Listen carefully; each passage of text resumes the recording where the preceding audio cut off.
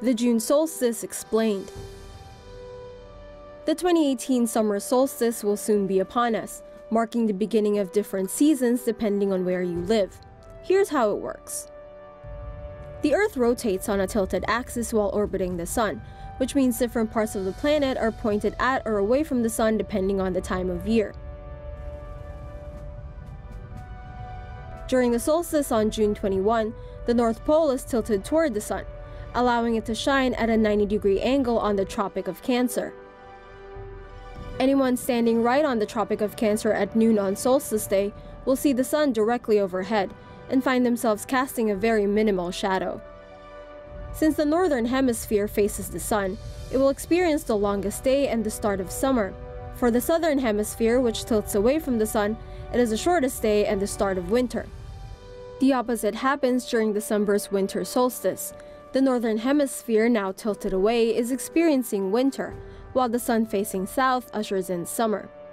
So long story short, it's all in the tilt. Stay tuned if you want to see us explain a whole bunch of other things. Man, that's gotta hurt. A California man's post-gym downtime turned horrifying fast after his leg began spasming intensely. Angel Bermudez was sitting in his car when the painful cramp started. He managed to film the ordeal, which lasted at least 50 seconds, and put it up on Facebook. Muscle cramping is a common issue with people who work out or play sports, but what exactly causes it? Skeletal muscles like those in the legs and arms move in response to signals from the brain. If this process malfunctions or becomes hyperactive, it can lead to painful and prolonged contractions, otherwise known as muscle cramps. Cramps are sometimes caused by muscle strain, either by overusing a particular muscle or holding a position for too long. Other factors that may contribute to cramping are heat, dehydration, and electrolyte imbalance. Experts suggest stretching, both as a way to soothe cramps and as a means to prevent them. Individuals are also advised to keep hydrated and replenish their electrolytes when doing any strenuous activity. The four main types of volcanoes. A volcano is an opening in the Earth's surface where molten rock can escape. The Earth's crust is made up of tectonic plates that shift and move. Volcanoes are often located at the fault lines between these plates. Cinder cone volcanoes occur when lava is ejected from a volcanic vent. Lava is shot into the air and pieces accumulate around the vent. This creates a circular or oval-shaped cone with a bowl-shaped crater at the top. Composite volcanoes contain a conduit system that channels magma to the surface.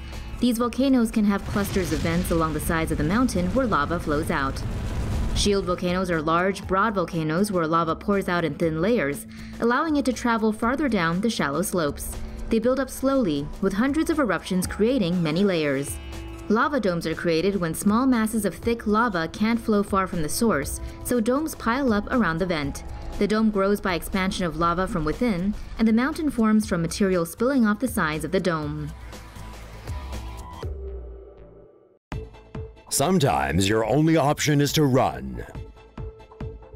When a volcano erupts big time, it spits out a fast-moving and incredibly destructive mass of material known as a pyroclastic flow.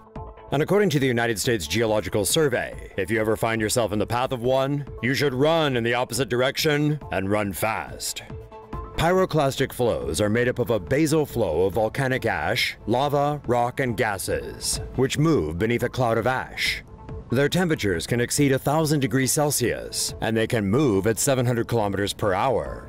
Typically, pyroclastic flows move downslope, but they can go uphill when the ratio of gas to ash is higher. This is known as a pyroclastic surge. These dense pyroclastic surges can even move over water. Pyroclastic flows generally destroy everything in their path, including vegetation, buildings, and people. There are generally two kinds of pyroclastic flow. The first type forms when an eruption column cools, and the ash becomes too dense to maintain an upward thrust.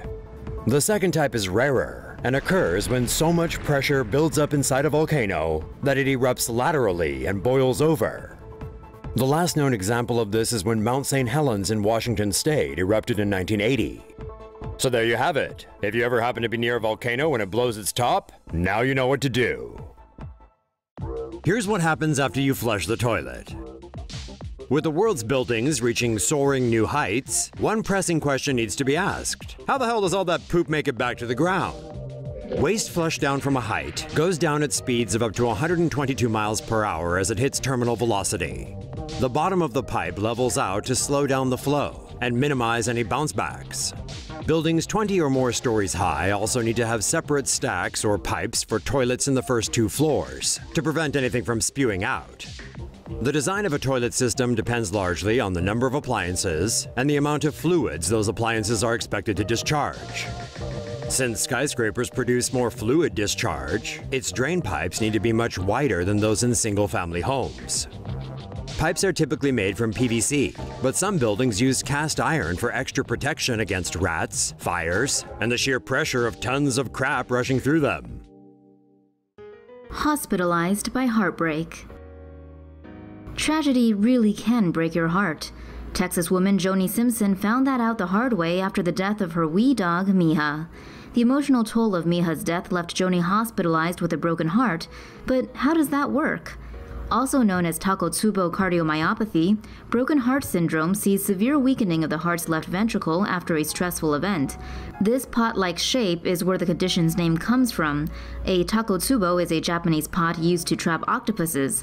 Experts believe the sheer amount of adrenaline and hormones triggered by the stressful event may temporarily stupefy the heart. Symptoms involve a shortness of breath and chest pain. Several tests are required to identify the condition, as electrocardiogram readings of it are usually identical to a heart attack. Most doctors prescribe heart failure drugs to help.